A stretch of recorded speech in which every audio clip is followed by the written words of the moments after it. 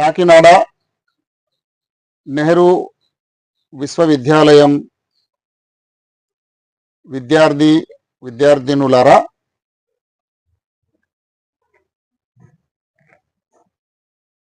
Good morning, నమస్తే, సత్ శ్రీ అకాల్, అస్సలాం అలైకుం. చూడండి, అలాగే ప్రైజ్ ద లార్డ్, ఇవన్నీ చాలా ఉన్నాయి, చెప్తే టైం అయిపోతుంది. ఇది చూడండి ఎంత అందమైన మన దేశం. ఇది ఇన్ని రకాలుగా మనం విష్ చేసుకోవచ్చు, అవునా?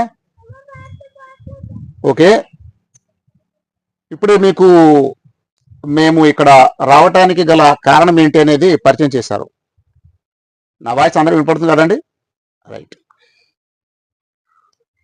మేము సజ్జన్ సమాజ్ ఇంటర్నేషనల్ ఒక వ్యక్తి నిర్మాణ యజ్ఞం. చెప్పండి ఏంటిది? వ్యక్తి నిర్మాణ యజ్ఞం. ఈరోజు వ్యక్తి నిర్మాణం అనేది అవసరమా కాదా అనేది మనం ఒకసారి ఆలోచించాలి. ఇప్పుడు మీరందరు ఇక్కడ ఉన్నారు, మీ టైం చాలా వాల్యుబుల్. మీరు ఎందుకంటే ఇప్పుడు విద్యను అభ్యసిస్తున్నారు, ప్రతి క్షణం కూడా మీది విలువైంది. సో మనం మాట్లాడుకునే ప్రతి విషయం ప్రయోజనకరమైనది ఉండాలి, అప్రయోజనకరమైనది ఏది కూడా ఉండకూడదు. ఓకే, కాబట్టి మన సంబంధాలు రెండు రకాలుగా ఉంటాయి. ఒకటి ఇండివిజువల్. చెప్పండి, individual as a person, personally నేనేం చేయాలి అనేది ఒకటి ఉంటుంది. రెండవది కలెక్టివ్ అనేది ఒకటి ఉంటుంది. కలెక్టివ్లో అది స్టార్ట్ ఎక్కడి నుంచి అవుతుందంటే పేరెంట్స్ దగ్గర నుంచి మొదలవుతుంది. ఫస్ట్ యూనిటీ అనేది పేరెంట్స్, ఓకే, ఫ్యామిలీ, ఆ తర్వాత సొసైటీ, ఓకే, ఆ తర్వాత నేషన్, ఆ తర్వాత గ్లోబల్. ఇదంతా కూడా ఇందులో వస్తాయండి. జస్ట్ పర్సనల్ నుండి యూనిటీలో ఇన్ని భాగాలు ఉన్నాయి, రైట్? ఇండివిజువల్ బాగుండాలి లేక సొసైటీ బాగుండాలి అని రెండు విషయాలు మీ ముందు వచ్చినప్పుడు ముందు ఏది బాగుండాలి చెప్పండి? ఏది దేని ద్వారా బాగుతుంది చెప్పండమ్మా? ఇండివిజువల్ టు సొసైటీయా, సొసైటీ టు ఇండివిజువాలిటీయా? చెప్పండి. ఇండివిజువల్ పర్ఫెక్ట్ అవ్వాలి కదా. సో ఇప్పుడు సజ్జన్ అని చెప్పాం, సత్ జన్, మంచి జనులు, ఓకే, నోబుల్ పర్సన్స్ అనే అర్థం ఇక్కడ మనం మాట్లాడుకుంటున్నాం. ఈరోజు మరి మీ ముందుకు మేము వచ్చింది నోబుల్ పర్సన్స్ గా మనం వ్యక్తుల్ని తయారు చేయాలి అనేది ఒక ప్రాజెక్ట్ గా మనం పెట్టుకొని వచ్చాం ఇక్కడ. ఈ విషయం ఈనాడు అవసరమా కాదా? నోబుల్ పర్సనాలిటీస్ మేకింగ్ అనేది ఈరోజు అవసరమా కాదా? చెప్పండి, మీరు చెప్పండమ్మా. బాబు మీరు చెప్పండి, ఎందుకు అవసరం అనేది ఇక్కడ మనం ఆలోచిద్దాం. ఓకే, ఎందుకు అవసరం అంటే ఈరోజు పేరెంట్స్ ఉన్నారు, వాళ్ళ సంతానం ఉన్నారు. సంతానం వల్ల పేరెంట్స్ సఫర్ అవుతున్నారా లేదండి? మెజారిటీ పేరెంట్స్ చెప్పండి, సఫరింగ్ లో ఉన్నారా లేదా? ఏమ్మా మీరేమంటారమ్మా? సఫరింగ్ లో ఉన్నారు, నెంబర్ 1. ఆ తరువాత అన్నా చెల్లెల సంబంధం ఉంటుంది, వాళ్ళ మధ్య వైమనస్యాలు అంటే శత్రుత్వం పెరుగుతుందా లేదా చెప్పండి? Point number 2. అలాగే ఆ తరువాత ఒక వ్యక్తి వ్యాపారి కావచ్చు, వ్యాపారులు కల్తీ చేస్తున్నారా లేదా చెప్పండి? మెజారిటీ వ్యాపారులు కల్తీ చేస్తున్నారా లేదా? కల్తీ చేస్తున్నారు.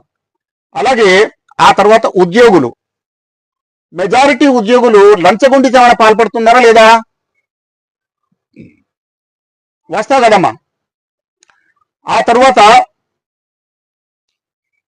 ప్రభుత్వ మన దేశ పాలకులు, వాళ్ళని మనం ఏమంటున్నామండి? ప్రజాప్రతినిధులు. ఓకే, ప్రజాప్రతినిధులు దేశాన్ని దోచుకుంటున్నారా లేదా చెప్పండి? మెజారిటీ. కొంతమంది మంచి వాళ్ళు ఉండొచ్చు, వాళ్ళు ఎగ్జామ్టెడ్, కానీ మెజారిటీ దేశాన్ని దోచుకుంటారా లేదా? ఇది పరిస్థితి. ఈ రకంగా చూస్తే మానవ జీవితానికి సంబంధించిన ప్రతి సెక్టార్, ప్రతి రంగం ఏమై ఉంది? పొల్యూట్ అయి ఉంది, కరప్ట్ అయి ఉంది. మీరు ఏకీపిస్తారా లేదా? ఏమా మీరు ఏకీపిస్తారా లేదా? అలాగే ఇప్పుడు మీరు ఎదుర్కొనేటువంటి సఫరింగ్ కూడా ఉంది. ఎడ్యుకేషన్ నిజానికి ప్రభుత్వం యొక్క బాధ్యత, పౌరుల యొక్క ఎడ్యుకేషన్ బాధ్యత ప్రభుత్వం వహించాలి. కానీ ఈరోజు ఎడ్యుకేషన్ ప్రైవేట్ చేయటం వల్ల, ప్రైవేటీకరణ వల్ల విద్యార్థులు సఫర్ అవుతున్నారా లేదా? వాళ్ళు కోట్ల రూపాయలు, లక్షల రూపాయలు వెచ్చించాల్సి వస్తుందా లేదా? అందరికీ విద్య అందుబాటులో ఉందా అంటే లేదు. ఇలా చెప్పుకుంటూ పోతే మన దేశంతో పాటు స్వాతంత్రం పొందిన దేశాలు మీకు ఏమైనా ఐడియా ఉంటే చెప్పండి. 1947లో మనం స్వాతంత్రం పొందాం. మనతో పాటు స్వాతంత్రాన్ని పొందిన దేశాలని చెప్పండి, ఒకటి రెండు చెప్పండి. ఏమ్మా? నాకు వినపడలేదు.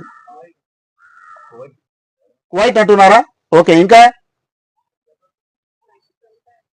జపాన్ అనండి, అలాగే పాకిస్తాన్ కూడా ఉంది, అలాగే ఇండోనేషియా, మలేషియా, సింగపూర్, ఇలాంటి దేశాలు ఉన్నాయా? మరి వీటిలో అత్యంత అద్భుతంగా అభివృద్ధి సాధించిన దేశాలు కూడా ఉన్నాయా లేవా?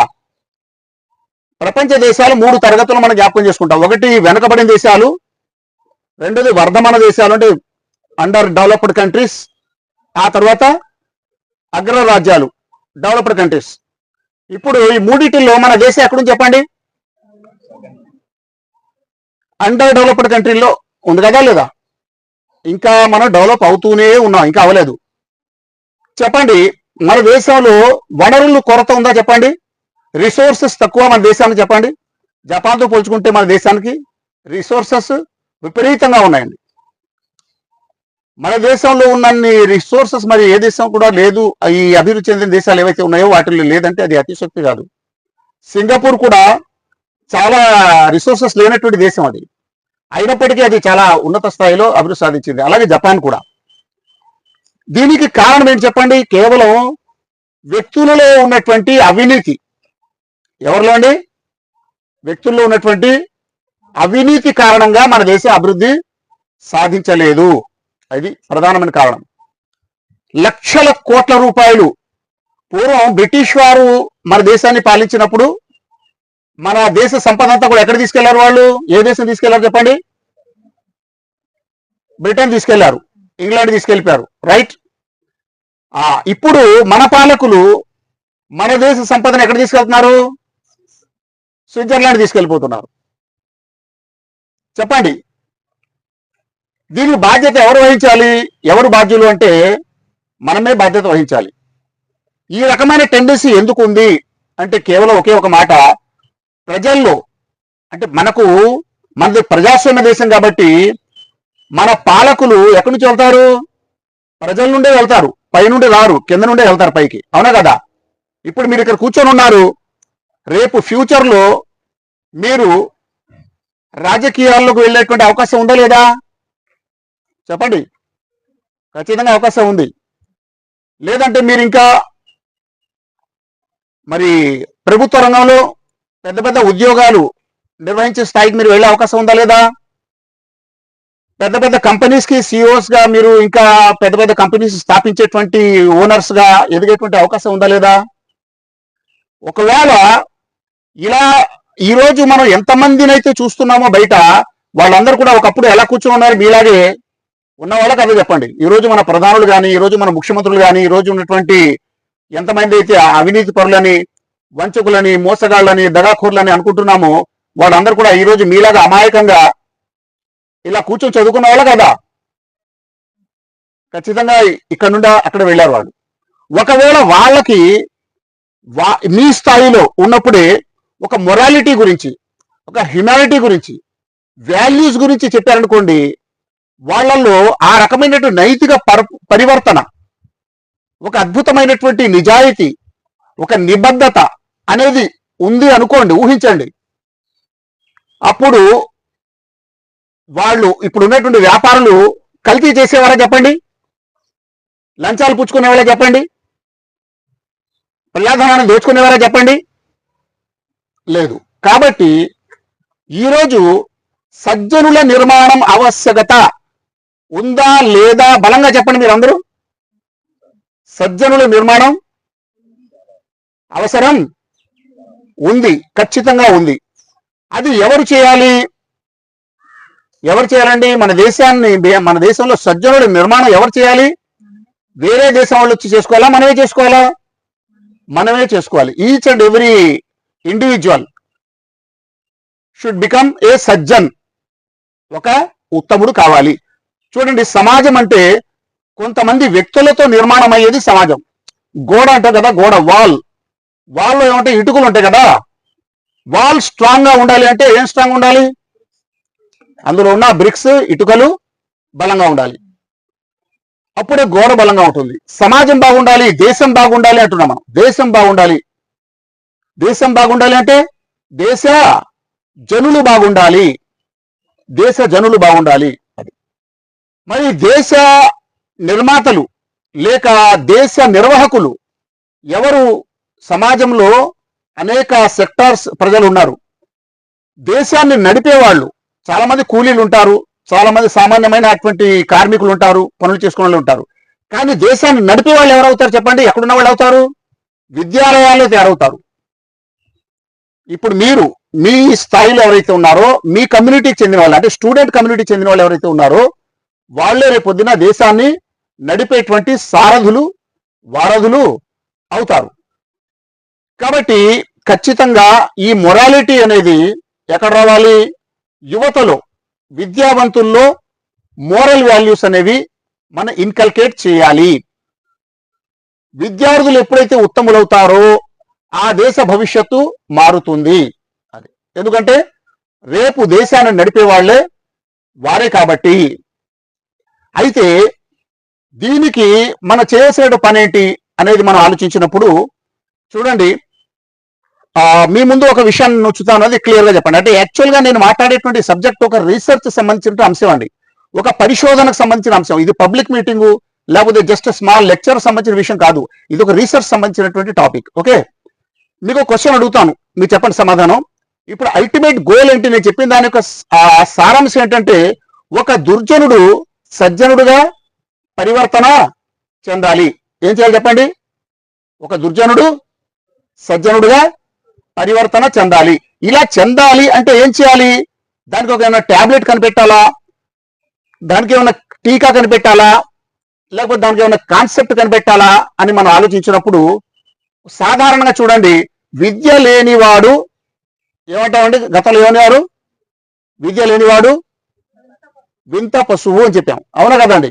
ఈ రోజు నేరాలు ఘోరాలు పాల్పడే వాళ్ళు విద్య లేనివారా, విద్యావంతులా చెప్పండి? ఎవరు పాల్పడుతున్నారు?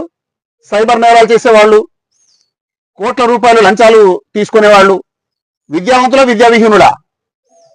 విద్యావంతులే. మరి చెప్పండి, ఒక విద్య లేనివాడు ఏమైనా మోసాలు చేస్తున్నాడు, దగాలు చేస్తున్నాడంటే ఒక ఆప్షన్ అక్కడ మిగిలింది. ఏంటి? అతన్ని విద్యావంతుడు చేయాలి అనే ఆప్షన్ ఉంది, ఒక రైట్. కానీ విద్యావంతుడే నేరాలు ఘోరాలు పాల్పడితే దానికి ఆప్షన్ ఏంటి చెప్పండి? ఆలోచించాలి. దీని క్వశ్చన్ మీరు, చాలా ఇంపార్టెంట్ క్వశ్చన్ ఇది మీకు. విద్యావంతుడే నేరాలు ఘోరాలు పాల్పడుతున్నాడు, దానికి ఏంటి ఆప్షన్ ఏంటి? దానికి కారణం ఏంటి? ఇది పరిశీలన ఎలా అవుతుందో చెప్పండి అమ్మా. దీనికి ఆన్సర్ ఎవరైనా ఇవ్వగలరా మీలో? ఒక విద్యావంతుడే నేరాలు ఘోరాలు పాల్పడుతున్నాడు, కారణం ఏంటి? ఇది సీరియస్ క్వశ్చన్ కాదో చెప్పండి. లేదు దాన్ని అలా వదిలేవచ్చా? ఏమంటావు? నువ్వు ఏమంటావు చెప్పరా? ఇది సీరియస్ మ్యాటర్ కదా? ఎంత సీరియస్ మ్యాటర్ ఇది? చాలా సీరియస్ మ్యాటర్ ఇది. దీనికి ఆన్సర్ మనకు కావాలి. దీని ఆన్సర్ ఏంటి తెలుసా అండి? దీనికి ఆన్సర్ ఉంది. మన వేద శాస్త్రాల్లో, తర్వాత ఆధునిక మనోవిజ్ఞాన శాస్త్ర పరిశోధకులు దీని సమాచారం చెప్పారు. వాళ్ళు చెప్పారు, ఏం చెప్పారు? ఫస్ట్ వేద శాస్త్రంలో ఏం చెప్పబడిందంటే, విద్య అని అంటున్నా కదా మనం, విద్య, ఈ విద్యలు 2 రకాలు అని చెప్పారు. చెప్పండి, ఎన్ని రకాల విద్యలు? 2 రకాల విద్యలు. మొదటి రకం విద్య ఏంటంటే, దాన్ని అపరా విద్య అంటారు. ఈ పదం జ్ఞాపకం పెట్టుకోండి అందరు కూడా, చాలా మంచి పదం ఇది, వైదిక పదం ఇది, జ్ఞాపకం పెట్టుకోండి. ఏంటమ్మా? అపరా విద్య అంటే పర సంబంధమైనది కాదు, అంటే లౌకిక విద్య. అపరా విద్య అంటే ఏంటి చెప్పండి అమ్మా? లౌకిక విద్య అంటే దాన్ని ఏమంటారు? Material education. చెప్పండి. సంస్కృతంలో ఏమంటారు? అపరా విద్య. జ్ఞాపకం పెట్టుకోండి. అది ఇక్కడే ఉంది మొత్తం, అసలు తాళం చేయి మొత్తం ఏంటంటే ఒక దుర్జనుడు సజ్జనుడుగా మారడానికి కావాల్సిన కీలకమైన అంశం ఈ పదాల్లోనే ఉంది. ఇది ఒక విద్య. మరొక విద్య ఉంది, అదేంటో ఏమంటారు తెలుసా? దాన్ని పరా విద్య. చెప్పండి. పరా విద్య అంటే స్పిరిచువల్ ఎడ్యుకేషన్. ఏ ఎడ్యుకేషన్ అండి? Spiritual education. ఇవి రెండు వేర్వేరు ఎడ్యుకేషన్స్ అని చెప్పడం జరిగింది. ఒకసారి మీరు ఆలోచించండి, మన స్కూల్స్ లో కేజీ టు పీజీ వరకు ఏ విద్య బోధిస్తున్నారు ఇప్పుడు చెప్పండి? ఒకే విద్య బోధిస్తున్నారా లేదా? రెండో విద్య బోధిస్తున్నారా? రెండో విద్య బోధించడం లేదు. సరే, మొదటి విద్య వల్ల మనకు కలిగే ప్రయోజనం ఏంటి? రెండో విద్య వల్ల మనకు కలిగే ప్రయోజనం ఏంటి? ఇది ఆలోచించాలి. మనిషి ఒక భౌతిక జీవి మాత్రమేనా, నైతిక జీవి కూడా కాదా? చెప్పండి. కేవలం మనిషి భౌతిక జీవి మాత్రమేనా? భౌతిక జీవి అంటే మనం చూస్తున్నాం కదా, చాలా జంతువులు పశువులు ఉన్నాయి, అవి కేవలం భౌతిక జీవులు.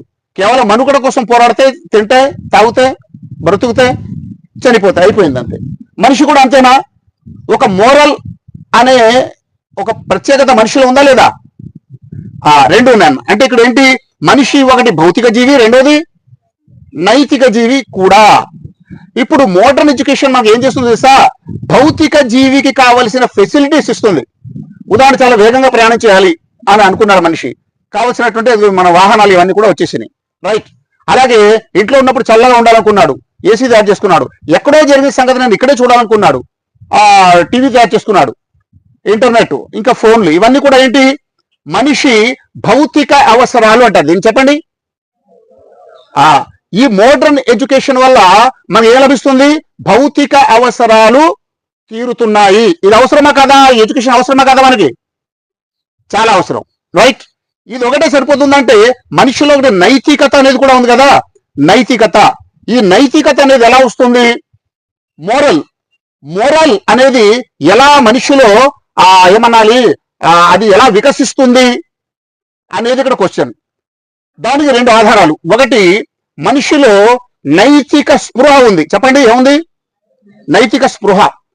మిమ్మల్ని మీరు ఒకసారి లోపల తిరగండి. మీరు బయట చూస్తున్నా కదా, మనం బయట మాట్లాడుతుంటా, అప్పుడప్పుడు లోపల కూడా చూసుకోవాలి. నేను ఇలా లోపలికి మనం చూస్తున్నప్పుడు నాలో ఒక మంచి చెయ్యాలి అనే ఆలోచన కూడా లోపల వస్తుందా లేదా? అలాగే ఎందుకులే, పర్వాలేదు, చెడు చేసినా పర్వాలేదు, అందులో మనకి ఎంజాయ్మెంట్ ఉంది కదా, పర్లేదు, తప్పైనా పర్లేదు, చేసేద్దాం అనే వాయిస్ కూడా వస్తుందా లేదా? అంటే ఇంటర్నల్ గా మీకు ఎన్ని వాయిస్లు వస్తున్నాయి? రెండు వాయిస్లు వస్తాయి. ఒకటి, ఒక మోరల్ వాల్యూ వస్తుంది, రెండో వైపు ఒక ఇమ్మోరల్ వాయిస్ కూడా వస్తుంది, రైట్? సెల్ఫ్ గా జరుగుతా లేదా? ఇప్పుడు ఇక్కడ మీరు గమనించాల్సిన విషయం ఏంటంటే, మనము మనిషి, పశువు అనే రెండు జీవులు మనం చూస్తున్నాం ఈ భూమి మీద, మనుషులు మరియు పశువులు.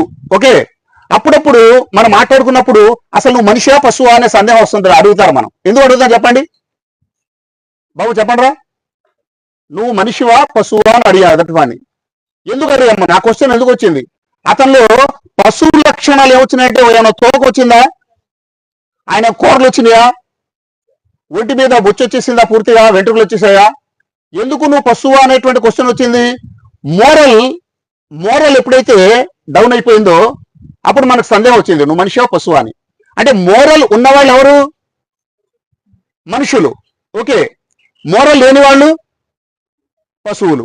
ఈ డిస్క్రిమినేషన్ మనం చేస్తున్నా లేదా? సో ఇప్పుడు మనిషిలో మొరాలిటీ, హ్యుమానిటీ ఎలా వస్తుంది అంటే, నేను మనిషి కదా, నేను పశువు కాదు కదా, కాబట్టి నేను మాట్లాడే మాటలు, నేను చేసే చేతలు, నేను ఆలోచించే ఆలోచనలు, మూడు చెప్పండమ్మా. మాట్లాడే మాటలు, చేసే చేతలు, మనసులోని ఆలోచనలు, ఇవి మోరల్ గా ఉండాలి. అప్పుడు నేనేమవుతాను? మనిషిని అవుతాను. ఈ మూడు ఇమ్మోరల్ ఎప్పుడైతే ఉంటాయో అప్పుడు ఏమవుతాను? నేను పశువు అయిపోతాను. ఇది పారామీటర్. ఎవరి ఇంటర్నల్ మోరల్ టెంపర్ స్ట్రాంగ్ గా ఉంటుందో అతడు ఏమవుతాడు చెప్పండి? మనిషి మహాత్ముడైపోతాడు. అతడు లంచగొండి అవుతాడా? లంచగొండి అవుతాడు చెప్పండి? అతడు ఒక కల్తీ చేసేవాడు అవుతాడా? ప్రజాధనాన్ని దోచుకునే దొంగ అవుతాడా? ఇది మోరల్ గా ఉండేటువంటి విషయం. కాబట్టి ఇప్పుడు మనం ఏం చేయాలి? ఈ మోరల్ ఎడ్యుకేషన్ అనేది ఏదైతే ఉందో మనిషిలో ఉన్నటువంటి మొరాలిటీని వికసింపజేస్తుంది అనమాట. ఆ తర్వాత రెండవది ఉంది, అదేంటి? ధర్మ గ్రంథాలు, వేదాలు, ఉపనిషత్తులు, భగవద్గీత, బైబిల్, ఖురాన్. ఈ గ్రంథాలు ఏమంటున్నాయంటే మనిషి జన్మ ఇక్కడ పరీక్షించబడటానికి, మంచి చేస్తాడా చెడు చేస్తాడా అని పరీక్ష జరుగుతుంది. ఈ పరీక్షపై ఆ దేవుడికి నిఘా ఉంది. ఎవరు సత్కర్మలు చేస్తారో వారు ఈ లోకంలో గౌరవ మర్యాదలు పొందుతారు. ఆఫ్టర్ డెత్ లైఫ్ ఉంది, మరణాంతరం జీవితం ఉంది, అక్కడ వాళ్ళకి ముక్తి లభిస్తుంది. ఇదొక ప్రోగ్రామ్. ఎవరు చెప్తున్నారు ఇది? ధర్మ గ్రంథాలు, వేదాలు, ఉపనిషత్తులు, భగవద్గీత, బైబిల్, ఖురాన్. ఇక ఎవరైతే ఇమ్మోరల్ గా ప్రవర్తిస్తాడో వాడు ఈ లోకంలో అభాసు పాలవుతాడు, అగౌరవం పాలవుతాడు, వాడు దుష్టుడు, దుర్మార్గుడుగా పరిగణించబడతాడు. మరణించిన తర్వాత వాడు నరకానికి పోతాడు. ఎవరు చెప్తున్నారు? ధర్మ గ్రంథాలు చెప్తున్నాయి. ఇప్పుడు చెప్పండి, ఈ రకమైనటువంటి ప్రేరణ ఏదైతే గ్రంథాల్లో ఉందో, ఈ వాస్తవం ఉందో, వీటి అవగాహన ఉందనుకోండి, ఆ వ్యక్తి సజ్జనుడు అవుతాడా దుర్జనుడు అవుతాడా చెప్పండి? ఏమవుతాడు?